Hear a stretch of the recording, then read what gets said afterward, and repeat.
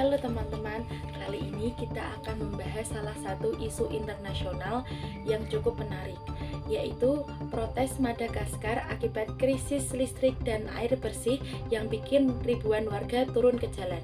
Yap, negara yang terkenal dengan keindahan alamnya ini lagi menghadapi masalah serius di sektor energi dan infrastruktur dasar. Yuk kita bahas dari sisi ekonomi dan kebijakan internasional.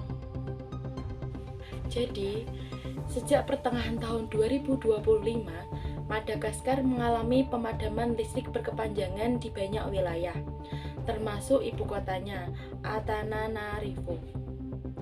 Masalahnya, nggak cuma di listrik, tapi juga di pasokan air bersih yang makin sulit didapat. Akibatnya, masyarakat sulit untuk memenuhi kebutuhan sehari-hari, mulai dari memasak, mencuci, sampai kegiatan ekonomi di pasar. Masalah ini dipicu oleh beberapa faktor. Faktor yang pertama yaitu infrastruktur energi yang sudah tua, kurangnya investasi di sektor publik, dan dampak perubahan iklim yang bikin sumber air makin berkurang. Warga akhirnya melakukan aksi protes besar pada akhir September 2025. Mereka menuntut pemerintah agar memperbaiki sistem kelistrikan dan pasokan air. Aksi ini cukup besar sampai memaksa pemerintah membubarkan kabinet dan menjanjikan reformasi di sektor energi. Tapi masalahnya, perubahan ini tidak bisa instan. Banyak warga merasa janji pemerintah cuma sebatas wacana, karena sebelumnya pun mereka sering mendengar janji serupa. Kalau dilihat dari sisi ekonomi internasional, krisis ini bisa berdampak luas.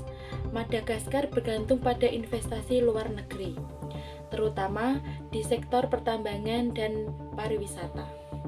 Nah, krisis energi operasional perusahaan terganggu, sementara turis mulai takut datang karena kondisi sedang tidak stabil.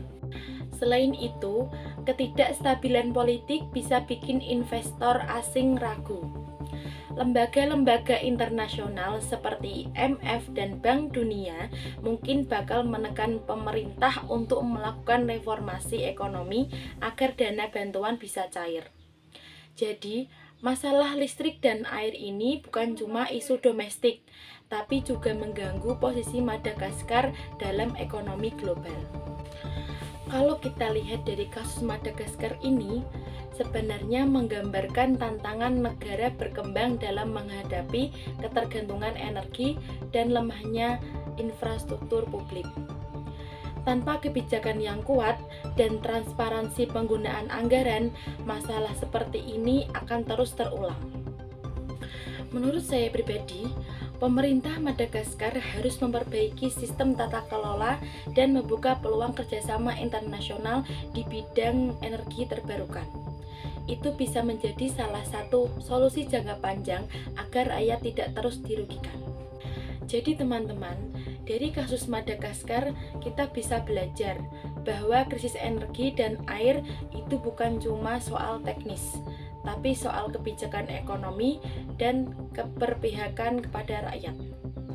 Kalau kamu jadi pemerintahnya, langkah apa yang akan kamu lakukan?